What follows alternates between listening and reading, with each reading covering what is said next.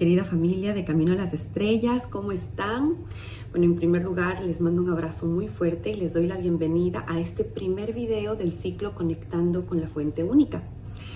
Yo creo que se hizo para mí una prioridad poder entregar todo lo que yo conozco acerca de este tema, tanto de lo que yo he investigado como de lo que yo he vivido y lo que yo he recibido a este respecto. Y sobre todo, lo más importante, mi sentir. Y esto simplemente para darle a cada uno de ustedes más elementos que les permita seguir ampliando esa conexión con la fuente, porque realmente la conexión con la fuente única, Dios, Padre, Madre, Universal, como ustedes le quieran llamar, realmente es la fuente, el inicio y el motor de toda transformación y evolución de todos los seres en el universo. Así que en ese sentido, quiero darles la bienvenida a este video y básicamente este ciclo de videos que vamos a hacer acerca de la conexión con la fuente universal se generó porque yo me di cuenta que existía mucha desinformación, existía mucho temor, existía desde mi perspectiva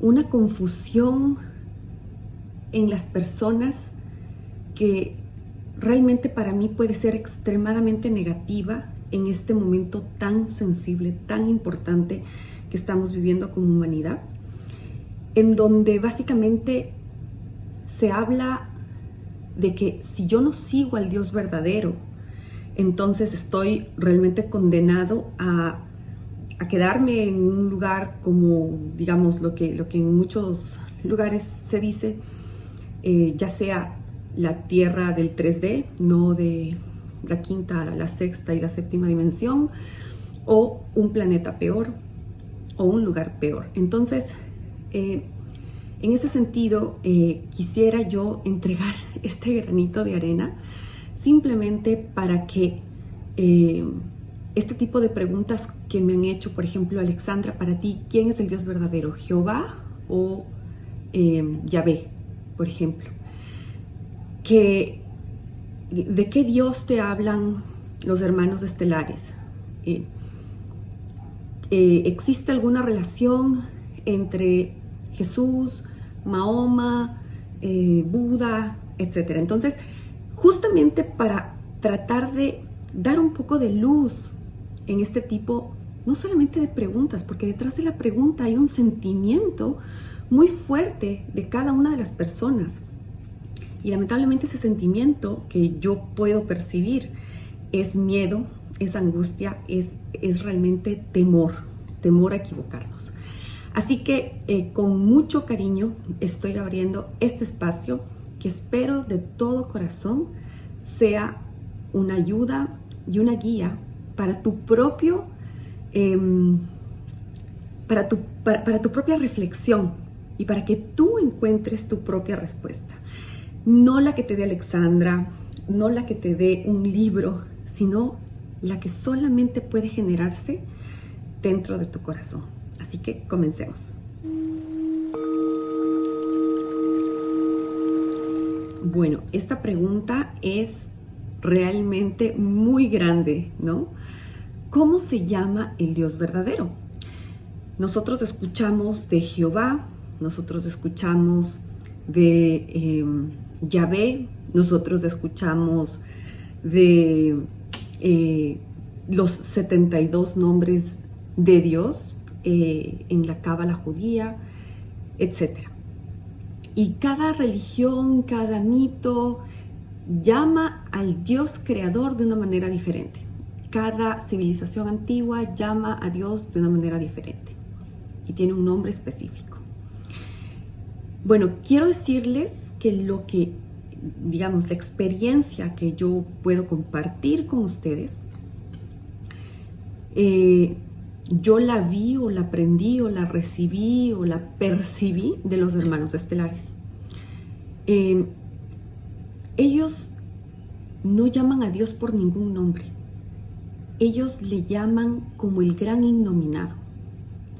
Es decir, ellos dicen que si tú le dices de alguna manera, le pones algún tipo de nombre, lo estás limitando. Y Él es el infinito de posibilidades, juntas. Entonces, llamarle de una manera es limitar lo que es realmente Dios. Es tal vez llamar uno de sus aspectos, pero no a Él. Entonces, ¿cómo le llaman ellos? El gran innominado. Y básicamente, como les digo, ellos evitan poner un nombre a Dios, porque al momento de nombrarle de alguna manera es limitar todo lo que Él es, y dejaríamos de percibir las otras posibilidades. Así que simplemente lo llaman como el gran innominado y como la fuente única, es decir, la fuente única de lo que todo emanó, la fuente única de toda creación y sobre todo de toda vida. Y esto yo quiero detenerme un momento, porque realmente quiero que ustedes entiendan la importancia de simplemente percibir a Dios como algo que nos envuelve de todas las maneras posibles y que está en absolutamente todo. Es decir, está en esta figurita y está en mí. Entonces, en realidad, todo viene de Él. Todo es posible gracias a Él. Y lo más importante que tenemos que saber es que es Él el que sostiene todo tipo de vida en el universo. Por tanto, todas aquellas civilizaciones que lograron entender esto en su completitud, entendieron que la mejor manera de conectar con Dios es respetando la vida de manera incondicional. La vida es sagrada porque es Dios, es la expresión de Dios. Nosotros, cada uno de nosotros es sagrado porque es una expresión de Dios, de su chispa divina, porque solamente de Él proviene la vida.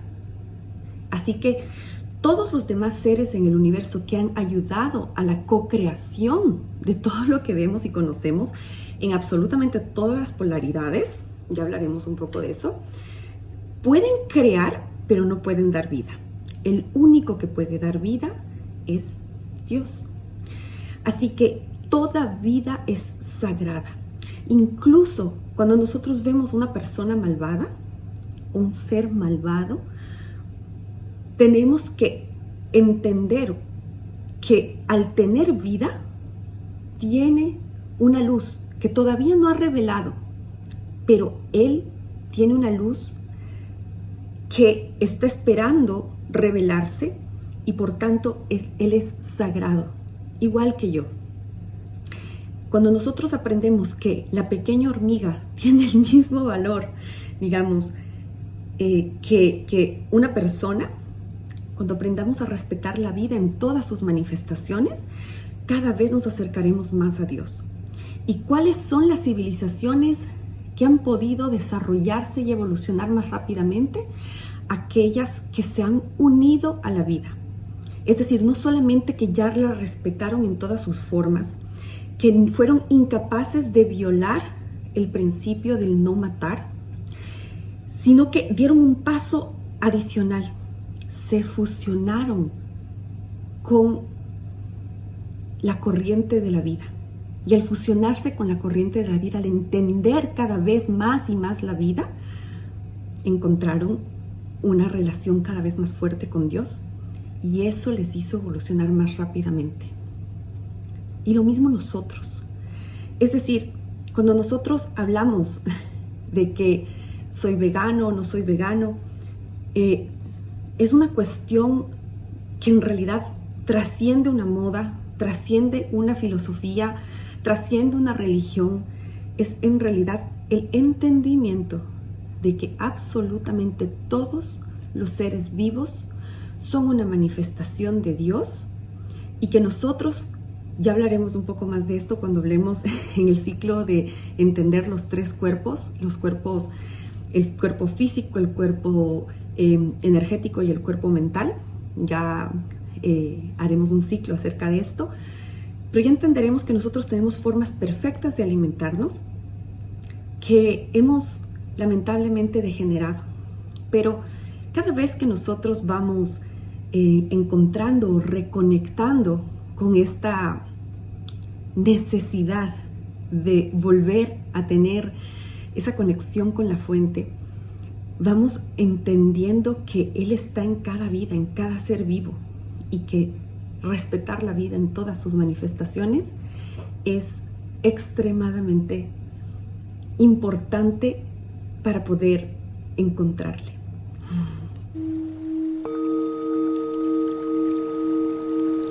Bueno, esta parte realmente para mí fue un regalo haberla encontrado, y es tan importante que se difunda lo más posible, y es el famoso temor a Dios. Quiero que escuchemos por un momento al cabalista Ashkenazi, porque él en una de sus conferencias magistrales muestra algo que para mí fue maravilloso de conocer: una mala traducción de la Torá que se ha replicado en cada una de las escrituras sagradas, para nosotros denominada Biblia, que en realidad nosotros la hemos recibido como temor a Dios, como el temor a Dios es la base de nuestra relación con Él, cuando la traducción correcta era esta. Quise empezar con esta frase porque creo que es muy importante. Dice, Reshit Chochma Irat Hashem. ¿Sí? Quiere decir, el principio de la sabiduría está en el asombro de la fuerza creadora. Ese es traducido como debe ser traducido, porque si lo traducimos como normalmente se traduce, es el principio de la sabiduría se basa en el temor a Dios. ¿Sí? Eso no tiene ningún sentido para nosotros, ya lo hemos explicado en otras clases. Realmente es, el principio de la sabiduría es el entendimiento de que hay un creador. Y esto es muy importante porque esto nos dice que si no involucramos la fuerza creadora, si no involucramos a Hashem, si no involucramos a este origen divino de la tierra, nuestra sabiduría queda muy corta. Cualquier sabiduría, ¿sí? Tenemos que involucrarla. De igual manera, encontré en otra de sus conferencias exactamente la misma situación en relación al famoso pueblo elegido. Es una mala traducción de la Torá que se ha repetido constantemente, y que desde un cabalista que está instruyendo a los judíos radicados en México, y que él mismo dice que esta información debería difundirse de forma ampliada, aclara nuevamente que este tema de ser el pueblo elegido es una mala traducción de la Torá. Escuchemos. Esto nos han dicho siempre que somos Am Segula. ¿Sí? Am Segula, ¿cómo está traducido siempre? El pueblo elegido. El pueblo elegido. Eso ya lo dije alguna vez, ¿sí? Y esto ha causado un daño tremendo al pueblo judío. Ha causado una soberbia en el pueblo judío. Ha causado ser gente muy pretenciosa, el pueblo elegido. Una mala traducción ha tenido consecuencias fatales para quien además no entiende qué quiere decir el pueblo elegido, el pueblo escogido. ¿Sí? Pero en realidad, cuando hablamos de Am Segula, estamos hablando del pueblo del Segol. Cuando hablo del Segol, estamos hablando de los 3 puntos. ¿Qué quiere decir el pueblo del Segol? El pueblo de las 3 columnas. Somos el pueblo del conocimiento de las 3 columnas. Es lo que somos, no somos el pueblo elegido. Somos el pueblo del conocimiento de las 3 columnas. El pueblo del entendimiento del balance. El pueblo del entendimiento del árbol de la vida. ¿Sí? El pueblo del entendimiento del corazón del árbol de la vida. ¿Y esto qué nos dice esto? Que tenemos nosotros que entender esto. Primero, entenderlo, vivirlo y ser ejemplos para todo el mundo. O sea, parte de nuestra misión como Am Segula es ser proveedores de la información a través de nuestro ejemplo y conocimiento. Entonces sí, por supuesto que estamos obligados a expandir este conocimiento a todas las 70 naciones del mundo. En consecuencia, otro de los pilares de nuestra conexión con Dios es el asombro por todo lo que existe. Es decir, imagínense, es exactamente lo que nos decía Einstein. Nosotros podemos creer que existen milagros en la vida o que la vida misma es un milagro y encontrar en todas las pequeñas cosas realmente la grandiosidad de quien las creó. Así que ese es como un gran pilar. Y el otro gran pilar en realidad es que el pueblo de Dios, que todos los que nos llamamos hijos de Dios, tenemos que desarrollar el conocimiento. Es decir, ¿qué nos hace también ser herederos de todo esto que fue entregado en un legado de amor? El conocimiento de Él. Es decir, que nosotros vayamos creciendo no solamente en sentimiento, sino en conocimiento. Y es exactamente lo que nos decía Zaratustra. ¿Se acuerdan que habíamos hablado en prácticas transformacionales sobre el Farabajar? Bueno, nuevamente, el Farabajar es el símbolo de este aro que tiene una persona en el medio y que tiene las alas con 3 niveles. Cada una de estas alas también representa algo muy importante, que es que si nosotros tenemos sentimiento, pero no tenemos conocimiento, no nos podemos elevar. Nosotros tenemos que aprender a desarrollar no solamente el buen sentir, sino realmente el conocer. Porque a medida que nosotros aumentamos nuestros sentimientos, los elevamos y elevamos también nuestro conocimiento, entonces la fusión de ambos se convierte en sabiduría. Esa fusión de ambos se convierte en sabiduría. Así que es tan importante entender que también a través de nuestro entendimiento acerca de todo lo que pasa a nuestro alrededor, de lo que vivimos, cuando entendemos la vida, cuando entendemos nuestra propia vida, cuando entendemos las experiencias que vivimos, por qué las vivimos, qué pudimos sacar de ellas y aprendemos de lo que vivimos, entonces estamos aumentando en esa sabiduría, ¿no es cierto? Porque estamos teniendo conocimiento y sentimiento. Así que esa es la base de la elevación, de la evolución y de lo que nos acerca a Dios. Bueno, y ahora llega la pregunta: ¿quién es Dios? Y de verdad que para mí existen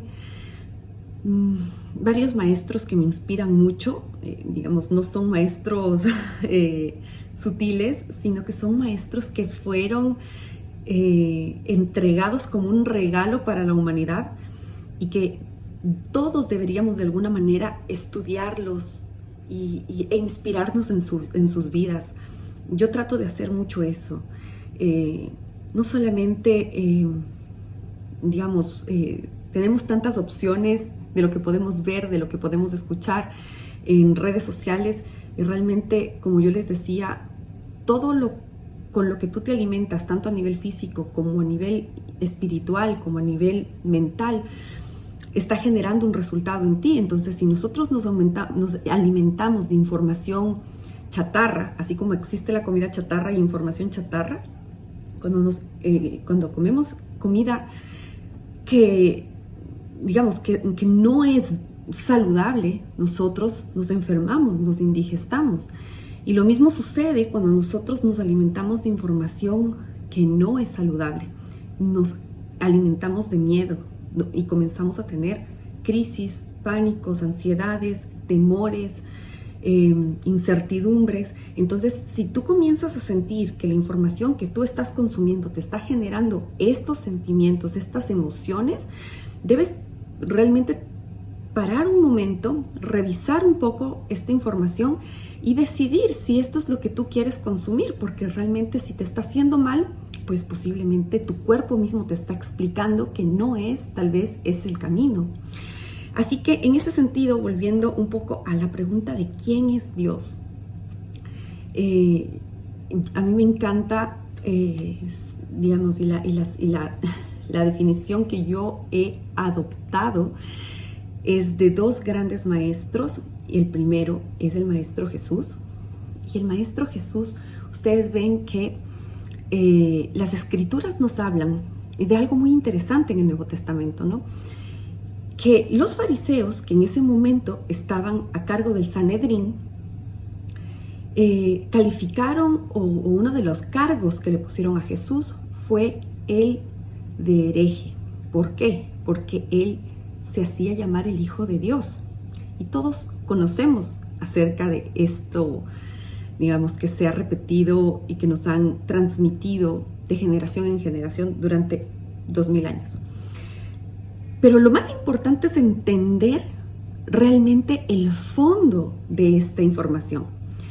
Jesús llamaba, de acuerdo a las escrituras que están en egipcio copto, que es lo más antiguo que nosotros podemos tener, de las primeras escrituras que se encontraron en el Mar Muerto. Jesús llamaba a Dios Abba, Abba, y Abba significa papá. Entonces, ¿quién es Dios? Pues papá. Es decir, por eso le decían hereje, porque él se hacía llamar Hijo de Dios, pero no, en realidad lo que él decía es: Dios es nuestro papá, y cuando él oraba a Dios, le decía Abba. Así que es para mí la forma más linda de entender nuestra relación con él, con Dios, con él, ella, padre, madre, es entender que hay una ternura que nos une, hay un amor que nos une, es el amor lo que nos une a Dios. Así que este es como el primer ejemplo. Y luego viene un ejemplo que es incluso mucho más anterior a Jesús, y es el de Zaratustra, que hemos hablado varias veces, que es Zaratustra, Zoroastro. Se lo conoce de diversas maneras de acuerdo a la lengua, pero Zoroastro, ¿cómo llamaba a Dios? Zoroastro llamaba a Dios Ahura Mazda. ¿Y qué significa Ahura Mazda? Padre bueno. Entonces imagínense, son dos grandes maestros muy parecidos en su vida, que por cierto ambos hacían milagros, lo que nosotros llamamos ahora un milagro. Luego entenderemos la naturaleza de los milagros, pero en realidad ellos eran muy parecidos. Imagínense la relación que tenían con Dios, incluso coincidía en la forma en la que le hablaban. Así que cuando yo le hablo a Dios, yo le hablo así, con ese vínculo de amor y ternura que podemos tener con un Padre bueno. Porque Jesús nos dijo: Dios es amor. Él es la bondad. Él ve incluso en los malvados la bondad y la misericordia. Entonces, yo creo que no puede haber algo que lo defina de mejor manera. Todo lo que no coincide con esa definición, dioses vengativos, dioses castigadores, dioses juzgadores, dioses que te ordenan sumisión, obediencia, que te ordenan atentar contra la vida, no pueden ser el Dios verdadero, porque el Dios verdadero es amor y es vida. Entonces, como vimos en los Wingmakers, como vimos en estos grandes maestros, todos nos están entregando la misma información.